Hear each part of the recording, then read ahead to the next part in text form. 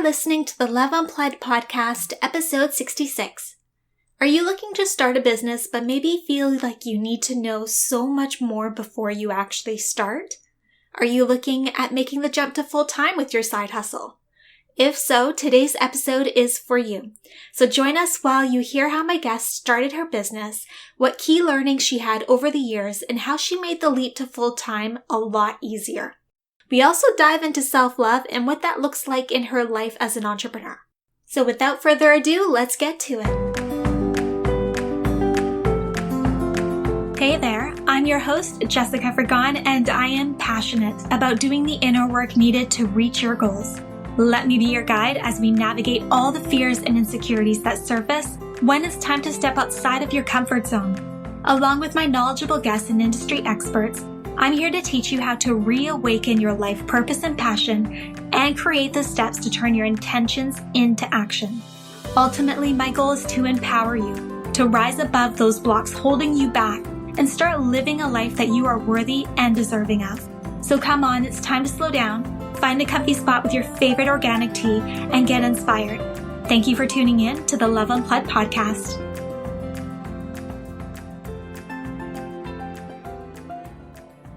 Hello, loves. Today I am joined by Holly Horvath, a former first grade teacher turned full-time lifestyle blogger.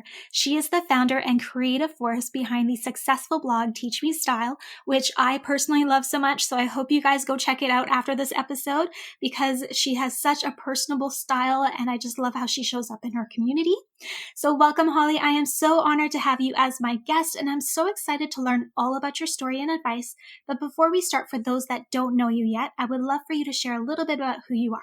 Hi, Jessica. Thanks for having me. I am thrilled to be here. I am originally from a very small town in Saskatchewan. It's about 1 hour north of Regina, where I currently live. Raymore, Saskatchewan. Shout out. I grew up there. I went to kindergarten all the way to grade 12 with the same 32 people, which is pretty cool. I mean, there were some that came and went, but pretty much the same people. Once I graduated from high school, I was accepted into the education program at the U of R. And so I've been living in Regina ever since. I live with my little puppy, Sunny, who is just currently at the groomers. He just about peed his pants. He gets so nervous going, but they are so sweet to him. I'm not sure why they do that. Anyways, sorry, I could talk forever, so you'll just have to cut me off whenever. That's all good. I love that you said that you were with the same group of people throughout your entire school years, which for me, from grade 1 to grade 7, I was with this same group as well as the same students. I mean, there was a couple that went here and there, but the core was the same throughout. And that was one of the things that I loved so much about my elementary school years. Same. Yeah, it is a really cool experience. And I didn't really realize at the time how rare it was, but then moving to Regina and then being a teacher in Regina Public, I quickly was aware of how unique that experience really was. And I think it's something that I, at the time, didn't really cherish, but now looking back, it's like, wow. And when we graduated grade 12, everybody I remember was like, oh, this is the last time we'll all kind of be together. And we've been together for so long. And I was like, oh, I didn't really even think of it. It was just so second nature, these people that I was always around. I mean, again, like you said, there were some that left and some that moved in and all that. But yeah, now looking back, I'm like, wow, that was freaking cool. I totally agree with that one. So I want to go back in time a little bit. What inspired you to create Teach Me Style? And did you always want to be an entrepreneur? Was it something that kind of sparked as you were, already a teacher? How did that all work? No, from day one of stepping into grade 1, I saw my first grade teacher. Her name was Mrs. Cox, and she had this long, beautiful hair, and she was so sweet and so kind. And I just wanted to be a teacher. That's what I had always dreamt of being. That's what I was going to be, and that's what I became. And then I stepped into the teaching world, and I was fully immersed, obsessed with it, loved it. But almost to the point, to a fault where I just could not turn it off. I was also a dancer growing up, so I always had this little creative side inside of me. And then once I became a teacher, I just felt like I kind of lost that. And you can be creative in your teaching and all of that, but it almost became so all encompassing. I would just take it home. I'm that type of person, when I dive into something, I like dive headfirst into it. So I had always been kind of interested in fashion. I've always loved style and sharing things and stuff like that. Like as a kid, I would dress up my Barbie dolls and take photos with like an old school like camera, like an old what were those called? Disposable cameras. And then could hardly wait to go to Walmart or Woolco or whatever and get them developed and see. Like I just loved that aspect of it, but I knew I always wanted to be a teacher. And then this was probably in 2005. There was like some blogs starting to pop up, 2005, 2006, 2007. And I was like super interested in them. Like, wow, this is so cool. But I had no experience in photography, no fashion background besides like dressing up and shopping. Like I really didn't. But then I took an online class. I think it was like eComp 455 or something. And one of the requirements was we had to start a teaching blog. So I did that. I learned a little bit about it. And then once I got my first teaching job, no, it wasn't my first one. I think it was like my second. My first one in Regina Public, I started a blog called First Grade Fun. It might even still be out there. I'm not sure. I haven't looked it up in a while. And I started kind of in that world. I was just sharing with the parents what the kids were doing. It was before like online portfolios were really a thing. Now teachers use what we call Seesaw, or there's a few other ones out there, but I think in Regina Public, they primarily use Seesaw. And so I was just always interested in like sharing and kind of creating in that way. And then I was traveling and I was in Hawaii. And like I said, I'd kind of found a few bloggers that I really loved, Jillian Harris being one of them. And then I don't know if you know who it is, but Gal Meets Glam. Her name is Julia Engel. Mm-hmm. She is like goals, like beautiful, lived in San Francisco. I think she lives in South Carolina now. Anyways, I saw her and her boyfriend, now husband, in the tiny little taco shop, and you could tell they had just wrapped up a photo shoot. She looked absolutely beautiful, and he had his camera around his neck, and I just thought these two are just crushing tacos. Like they're just regular people, but she had almost 1 million followers at the time. I didn't say hi to her. I was just like too nervous and I just didn't. But my boyfriend at the time was a photographer and web developer. And we both just looked at each other and he's like, this is a sign, like you need to do this. So he helped me do it. And it just kind of spiraled from there. I didn't really start it. Like there was no like, one day I'm going to start a blog. I want to seek out how to do it. It just all happened. And then like once I saw her and ran into her, then it was like, okay, I think this is the sign. Like I need to do that and I need to focus on fashion. With your teaching, how did you choose to be a first grade teacher? Like what drove you towards that grade specifically? I actually went through what's called the arts education program at the U of R. So with that, you can teach, well, I mean, anybody can teach any grade. Once you have your ed degree, you really just take what you can get. So I actually interned in a grade 9 program, and then I taught grade 11 and grade 10 English. So then when it came to getting a job, like you normally do as a teacher, when you're getting interviewed, you just say, I'll take anything. So I had just finished interning in a high school. And then my first position was a pre-K and kindergarten position. I was like, oh shit, I don't know what I'm doing, but I'm gonna figure it out, I guess. So I did. And then I just fell in love with primary. I just love little kids and I love how honest and real, and they will call you out and they will just like, they're just the most real, authentic people you could ever meet. And that's what I love about them. Oh, that's awesome. So with your blog, obviously you had your day job for some time. You didn't just quit, right? Yes. Yeah. I just took a leave this year. So for 4 years, I did both. Holy smokes, that's a long time. And I mean, everybody knows this. Teachers have an insane job. I mean, they're in class all day, but that's not where it ends. Like you have to take things home and you're working on the weekend sometimes as well. Like it's more than a full-time job and there's a lot of pressure there to teach children. But how did you do that with that type of a job and then trying to start this side hustle as well? Like how was that balancing the two?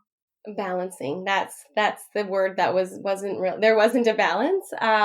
Now looking back, I realize that a lot of things maybe were strained. Lots of relationships were strained at different times because of it. Mm-hmm. I'm an early riser, so would wake up early. But I also like, I don't watch TV, which I know that's like not, some people do, and that's totally fine. But for me, like, I can't just sit and watch TV. I'm always kind of a busy bee. Like, I love doing things. So just honestly prioritizing your time, and a lot of late nights, like truly at the beginning, no ifs, ands, or buts. I like, when I set my mind to something, I am like stubborn as all hell. I will do whatever it takes to do it. And for 3 years, no matter what was going on in my life, I did 3 blog posts a week and like 6 Instagrams. It didn't matter what was going on.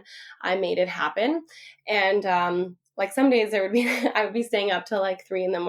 and then teaching the next day. I also was really strict with my schedule. So I would get to school by 8, do my before school work, first recess, I always did supervision because I do believe that is so important. It's definitely not a requirement, but I just think it's so important to build and nurture those relationships outside of the classroom. Like, you see kids in such a different light on the playground. So although I didn't really have the time to do it, if that makes sense, like, I probably could have used the mental break. I just always made sure that I did that. And then I also did lunchroom. And with lunchroom, everybody has to sit in their desk. And I would use that time to work on my blog, like answer emails. But I would also obviously be like playing games with the kids. So when everybody was sitting in their desks eating lunch, I was eating, but at the same time, I was answering emails. And then at 12:15 or 12:30, when it was time for the kids to get out of their desk, then we would play games, or then I would do things, and I'd close my computer and be with the kids. And then 2:15 recess, I never went to the staff room, or very rarely went to the staff room. I would use that time to answer emails. Then after school, I would set my timer for an hour and put my phone on do not disturb and just like crush it out. I could see as much, like I would make a list and just hammer out as much work as I could in that hour. Then I would go home, make dinner, have like about an hour and a half just to like hang out. And then I would start my second job at like 7 till whatever time it took me to get everything done. Sometimes it was 3 a.m. Sometimes it was 10. Like, it just kind of depended what I had going on. And in the beginning, it was a lot easier because it was more just like, I didn't have really deadlines. So I could do kind of whatever I had wanted. And then the last probably 2 or 3 years, it was more like, okay, now I have this deadline of this project that I'm working on, and I need to be more aware, like putting that, just like prioritizing different things.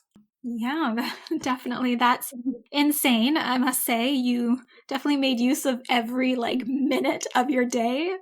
But then I would also like weekends, on a Sunday, I would do like batch shooting. So I would go out like super early in the morning and do like a shit ton of photos. And then Sundays would be used for writing. And then, you know what I mean? Like, I would really utilize the weekends. And of course, there would be days where I'm like, okay, this is an X day. Like, I haven't seen my family, or I haven't seen my friends. So I need to do that. But definitely there were some relationships, like I said, that were a bit strained at some times. And I think that is a normal part of it. I'm not proud of it, but I just think just sometimes what happens. Yeah, definitely. I can see that. It's happened with me as well. And I know it's happened with many people that are starting an entrepreneurial journey with a regular job as well. It definitely takes a toll, and you kind of have to prioritize what's the most important at that time. And everything else just kind of goes. Totally. And I think like the people that really truly know me knew how badly I wanted this, and they could see the vision as clear as I could. And they, instead of like making me feel guilty, just asked how they could support me. And that to me was really like, wow, like that is incredible. Yeah. So Ellen, going back to I know you had asked me if I had always envisioned myself being an entrepreneur, and no, I still like don't really see myself as one. I don't know. I just like, when people ask me, most of the time, if I don't know them, I just say I'm a teacher because it's easier. I'm the same way. And it's so weird. Like, I feel like entrepreneur is just such a big word, and I attach it to like so much success. And for me, I don't feel like I'm there yet. So I'm not like permitted to use that word. Why do we do that to ourselves?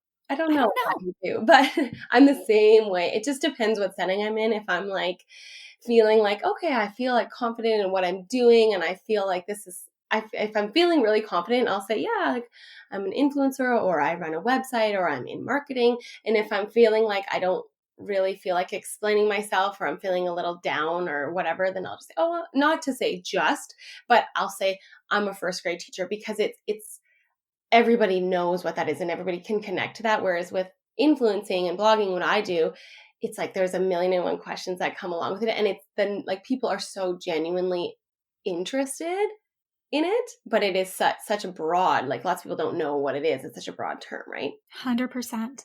I mean, even family friends of mine, they're like, so what is it like that you're doing with this? And sometimes I'm just like, I just don't even want to go down this rabbit hole right now. So I'm like, oh, I'm just kind of blah, blah, blah, blah, blah, and I just move on. But like, there's definitely those moments where I'm like, I don't even mention it. I just say what I do for my day job and that's it. Yeah, exactly. Totally. Definitely something that we need to work on to build that confidence to like put it out there all the time. Totally. So you took the leap. And I want to jump into this because I think that's such a courageous and brave move. It definitely, I think, takes a lot of courage to leave a financially stable full-time job and just kind of now move into an entrepreneurial journey. So what was that like for you? How did you feel when you finally like made the decision to take that leap? You know, how was it when you finally like were full-time being this influencer and this blogger? Yeah, it was a big leap, but with a big fat cushion underneath of me is what I kind of like to say, or a big like a trampoline to fall on. So I am under contract with Regina Public Schools still. So I didn't resign. I took a year unpaid leave. So you're right. Financially, I'm not getting paid from the school board at all. But at any point, if I ever wanted to, all I needed to do was call up and say, I would like my position back in 3 weeks. So that's something that I'm not sure a lot of people know about what I did. I was very strategic. I'm always I would say I'm a fairly strategic person. I'm not a huge risk taker. In some ways I am, in others I'm not. I don't know that I would have done it had I not had the opportunity to take an unpaid leave and try it. So what that means is like I still had all my benefits. I still can contribute to my pension, obviously like buying it back. I still have my contract at any point. I can go back up to 1 year. I had to let them know whether I was returning or not. But so it was a scary jump, but it was also a very smart, I think, move on my part to give it a go. Like I very well could have just resigned, but I thought, why wouldn't I take this opportunity to have this financial stability? If I need it within 3 weeks, I can be right back to where I was before. And then after that year, I can see how I'm doing, how I like it, and then make a decision from there. So it felt scary, but not really at the same time. Honestly, I was just more excited and sad, if that makes sense. Like I was so excited to have the freedom to travel. That's a funny joke now. And like the freedom to not have to wake up at 5 a.m. to get my day going and catch the sunrise to do a photo shoot before I go to work, or have to quickly leave the school, go do a photo shoot, then go back to like finish up my work. I was just excited to have like sunlight and take photos and actually have the time to create the quality of content that I had always knew that I could. But I was really sad because I love teaching like so much. I feel like it's a gift of mine, and I just like truly love it so much. Like I love kids, I love teaching, I love being around the chaos of it. I just love it all. So yeah, that's why I felt sad, but also very excited. Well, it's a big step, right? There's always mixed bag of emotions that come along with that. But I definitely think that was such a great move on your part. If you have the ability to have a cushion there, I think it makes all the difference. Totally. Oh, absolutely. And a lot of people don't have that opportunity. So I do know how lucky I am, or maybe not lucky. Maybe it's just, I put my time in, and I would say I'm lucky to have a position, to be in the position of that. Totally agree. What has been your biggest learning to date in the 4 years of being an entrepreneur? Honestly, like the value of relationships and like the community I've built, and just that it's not, the money isn't, and obviously I knew this like right from when I signed up to become a teacher. You don't You don't sign up for the paycheck. You sign up for those relationships that you build with the kids and the aha moments. And like, that's what really like fills my bucket and like gets me going. So it's the exact same thing with blogging. Like I love getting a big paycheck as much as anybody else, but it's those messages that I get from people or the relationships I've built over the years that really truly like solidify why I'm doing it and what I love about it. And I've learned that it doesn't really matter. Not to say that I'm not definitely not like rolling in the cash, but I'm just so happy that I realized that it's not about the money and it's more about the relationships and the connections and that kind of thing. And I'm happy that I learned that earlier on, so I can navigate my way through this space with that as top of mind, if that makes sense. I don't know if that's a big learning because I kind of felt like I've always been that way, but I think that's a great learning. I mean, not everybody has that same mindset, and there's just so much more fulfillment in that type of attitude and mindset than there is when you're focused solely on the financial gains that it can bring you. Because, I mean, you can achieve whatever level of financial success that you want, but you're always going to want more, right? And it doesn't fill your bucket the same way that human connections and all that you have at the forefront would do. I've also learned that like another big learning I would say is that as much as I hate using this word, or I don't feel like I'm privy to this word, entrepreneurship, I feel like the highs are really high and the lows are really low. That is something, and to ride the highs as long as you can, and to remind yourself that these low times are you're going to come out of it, and it is normal and okay to have these downtimes. Not to say that I've really had a lot of lows, but there's definitely, I mean, I'm sure you can relate to that and know that it's okay to feel that way. And yeah. I totally agree. The highs and the lows are very drastic. And they change so like frequent and sometimes often, like throughout the day. You could be like starting the day off like really, really high, and then just something happens or whatnot. And by the end of the day, you're just like, okay, I'm done. Yeah, exactly. I'm closing my computer now. Yeah. And then you get an email that needs to be replied to. Damn it. Said I was closing this. So that kind of leads me into my next question. What do you like and dislike the most about having a business? The connections. I obviously had talked about that. I love the connections, and I just love that I'm always learning something. That's obviously being in education. I feel like everybody should be or strive to be like lifelong learners. And that's definitely something like I will never forget. The first time somebody asked me for my media kit, I was like, I'm sorry, what? Like, what is that? Everything they would ask me, I just have no clue. I went to school for education. I had no experience in photography, no experience with web development, no experience with marketing at all. And so just like, what's your rates? What are you using on the back? I'm just like, oh my gosh, I was Googling more than I was doing anything else at the beginning. So I love the part that I'm just like always learning and meeting new people. And the side that I hate is the like taxes and the money, like the invoicing and the numbers. I'm not a numbers person at all. So that's what I don't like about it.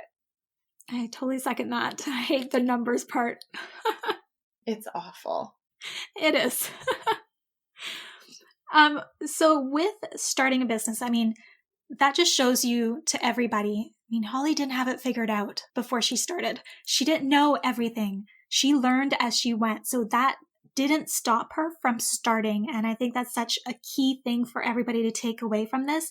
You do not need to have it figured out to start. Just start and learn as you go. You're always going to be learning something new. It's never going to stop and you're never going to know everything, but it's just a journey that you have to take. And I think just leaving that expectation to know everything out or everything right away before you start, just take that right out of the equation. Totally. Oh yeah. You just got to be one step ahead of everybody else. That's it. Just one. Even a half step is fine. Mm-hmm. Yeah. It is important to know that you don't need to know everything. And also it's important to know when to ask for help and to realize that it is time to give up some control and that it's okay. It doesn't make you a failure if you're asking for help and delegating things. I think that actually is a really good thing to do. Definitely. Now, the next thing that I'd love to chat with you about, and this is something that I experienced myself, is like starting the business. It really challenged me on a personal level, coming into social media and the comparison game. And I just feel like all the unknowns and all these things that, I was doing that I wasn't used to, like stepping outside of my comfort zone and starting a podcast and speaking and like all that type of stuff really kind of brought to surface so many limiting blocks that I had to kind of deal with. And I was wondering what that experience was like for you. Did you have to go through and heal limiting beliefs, or did you have negative self-talk that you had to kind of overcome and navigate?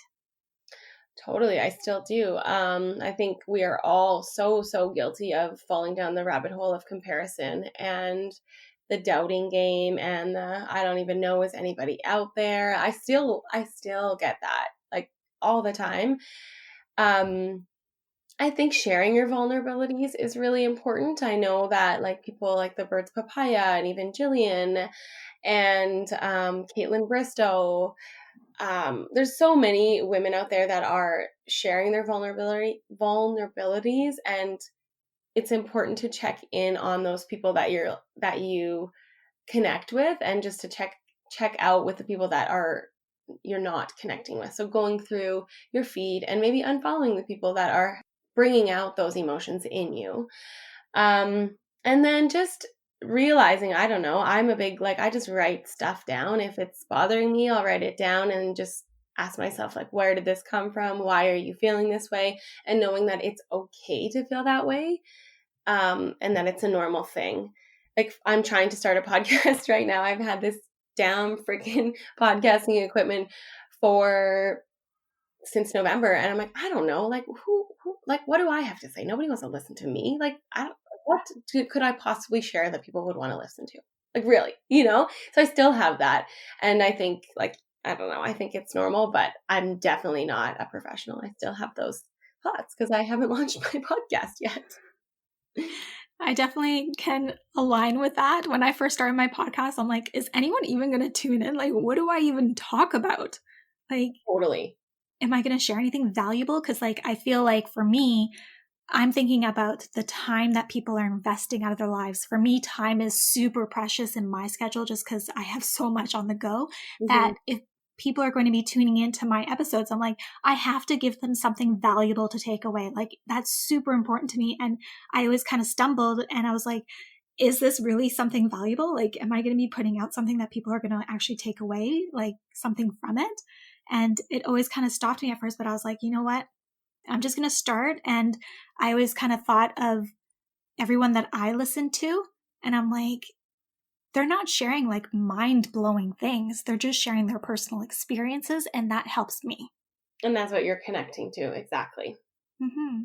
So I think you should start. No, I need to take a chapter out of my own book. I'm always like, just do it. Just start. So what inspires you and motivates you to stay creative in your job? You have to be very creative with the role that you have, putting out pictures and content and all that stuff. So what kind of keeps you in that mindset to be able to put out great quality content quite often? I love feeding my creativity. I've kind of always been that way. Like I said, I was a dancer and I've always had that in me.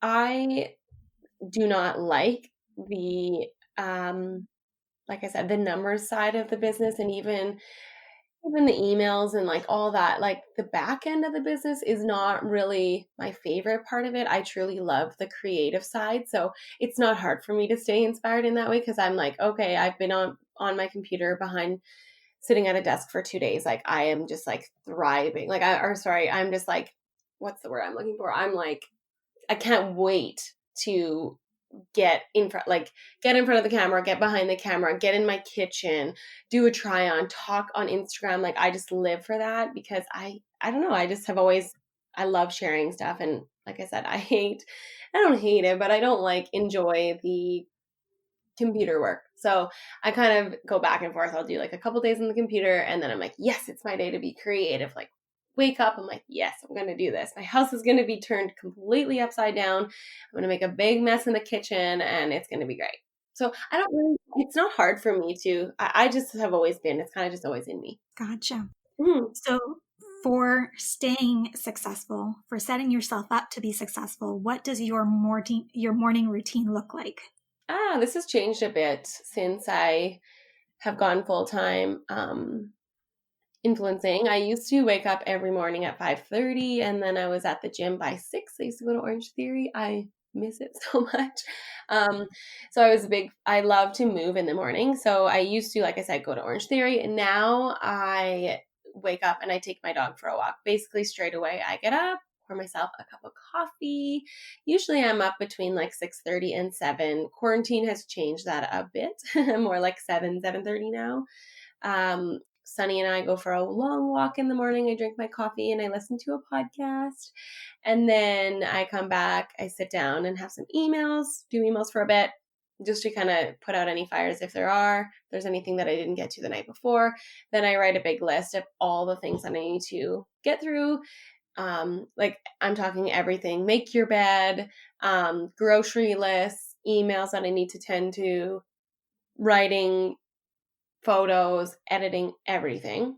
Then if I'm shooting photos or not just sitting behind my computer, I'll get ready and then kind of go from there. Awesome. So I want to get into a personal aspect a little bit here. Self-love is just such an important topic. I think it affects kind of everything else around your life, whether it's work or your relationships with other people, your partner, obviously the one with yourself. So when you were navigating the full-time job and the side hustle, what was self-love like for you then? And now what is self-love like for you now? So what has your practice changed into? And how do you feel now that you have more time because you're no longer working the 2 jobs? And how do you take care of yourself and what are the differences there? I wasn't great at it, to be honest with you, before when I was balancing 2 jobs. I was actually this time last year, I was probably the unhealthiest I'd ever been. I was the thinnest I'd ever been. I couldn't eat anything. I developed like crazy gut issues, which brought on some face, like skin stuff. So I'd wake up with my face swollen, like my eyes almost completely swollen shut, face burning, rash, like the whole thing. And my naturopath basically was just like, you have completely exhausted your body. You're not taking care of yourself. You are like running on fumes and your body is like telling you something. So that was a really big wake up call last summer. I completely had to cut out basically all foods that I ate.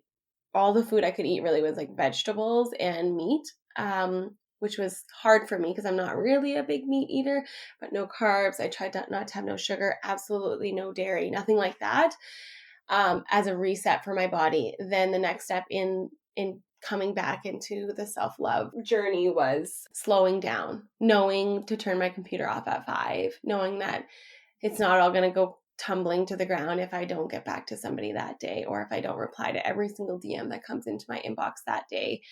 So I started with that, just like allowing myself permission to turn off. I had always been like, I need to reply within 24 hours. I need to do this, like so much pressure on myself. And like I said, I'd gone through some major personal changes and challenges as well. So that was obviously piled on top of that. So I changed my diet and kind of did a big reset. And then I went to Italy for a month and I really just kind of let things go in the fact of like, I posted in the moment, I posted about my travels and I didn't take on really any partnerships while I was away. So I really was like kind of off the grid in like that way, but not actually, it was more just like back to the blogging when I had first started and I wasn't getting paid for things. And, I could just really truly share what I had wanted to share. I just gave myself permission to do that. And in that time, I actually grew like so much. So that was really cool to see. And then now I am just like, I bath every single night. I'll light a candle. Maybe I'll have a glass of wine. And I'm a lot better at turning off my computer like at 5, even 4.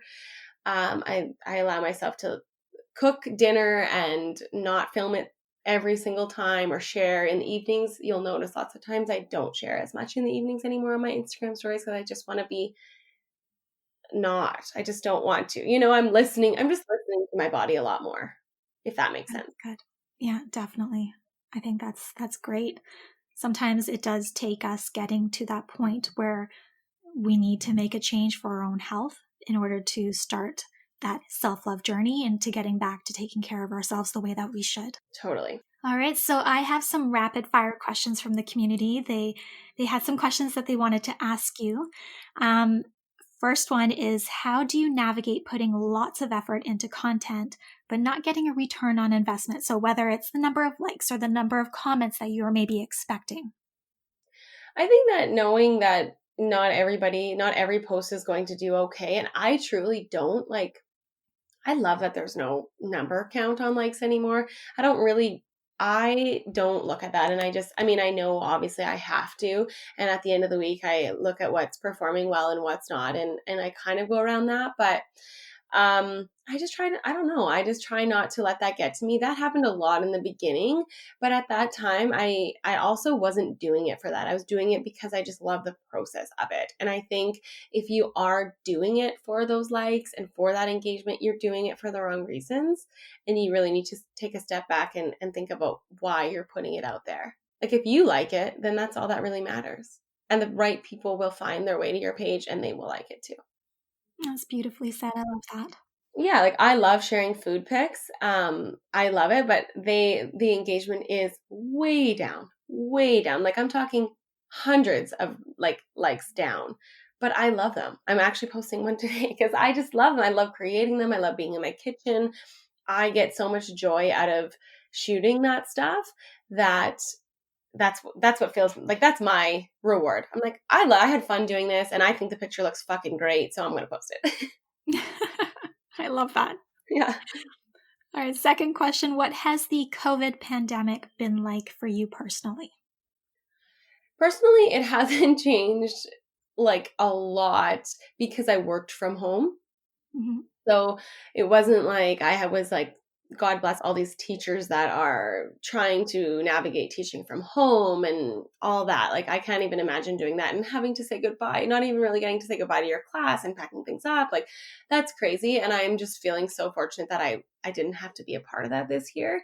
For me, it has canceled a lot of campaigns financially. I think everybody in the world has felt a little bit of financial strain for sure. A lot of really, really cool partnerships and collabs and campaigns that I was working on got canceled, which is definitely discouraging, especially when it is your first year trying to do this full blown. But I honestly kind of was just not a lot has changed. Obviously, I have a shit ton of credits from WestJet because I had a lot of travel booked because that is what I was planning on doing this year. But that's okay. It's a little deal in the grand scheme of things. Everybody in my life is healthy and doing well. So awesome. Now, I know you mentioned a couple of people that you've looked up to in the lifestyle blogging world. Is there anybody else that you look up to that inspires you? Oh, yeah, there's lots of people. My mom and my dad, they are both, well, my dad's a big farmer. So he is where I think I get my entrepreneurial spirit from. My mom's so sweet and kind and always a glass half full kind of girl. So yeah. And she's fucking so funny. She's so funny. Yeah. So yeah, there's lots of people that inspire me, my friends around me, and yeah, but honestly my parents, I hit the jackpot, that's for sure. And the last question is, what are you binging right now? So I know you don't watch TV, but is there a podcast that you're just really loving or books that you're reading that you're just really getting so much out of? The Morning Toast. I listen to The Morning Toast every morning. It's my favorite podcast besides yours, besides Love Unfit. It's just, I don't know, it's mindless and it's a part of my morning routine and I just love it. I also have been in quarantine watching Dead to Me. Dead to Me, that was pretty good. Yeah, just season 2. So season 2, okay. That's pretty good. Yeah. All right. So if anybody wants to learn more about you, where is the best place to connect with you? Best place to connect with me would be Instagram. My handle is teachme_style. You can also find me on TikTok, Teach Me Style. I'm really having a lot of fun with that. It's so exciting and like such a new way for me to fuel my creative side. You can read all about what I have going on my blog at teachmestyle.com. Pretty much everything is Teach Me Style across the board. So if you need to find me, just Google that. Awesome. Well, I'm definitely going to have to look you up on TikTok because I recently joined as well, and it's so different. I love all the creativity that everybody's showing in these videos. It's just mind-blowing. I know, it's so fun. It's cute and fun, and I love it. All right. Well, thank you so much, Holly, for sharing your story, for giving us such valuable advice on how we can navigate the ups and downs of being an entrepreneur. I know so many are going to be able to relate to your story, and I know that they're going to have so many takeaways as well. Thank you. Thanks for having me, and thanks for sharing all of these wonderful stories and your positivity. I'm Jessica, and thanks for tuning in today to Love Unplugged, the podcast. If there are any questions or topics you'd love answered on the show, head on over to www.projectloveco.com and share your request with me.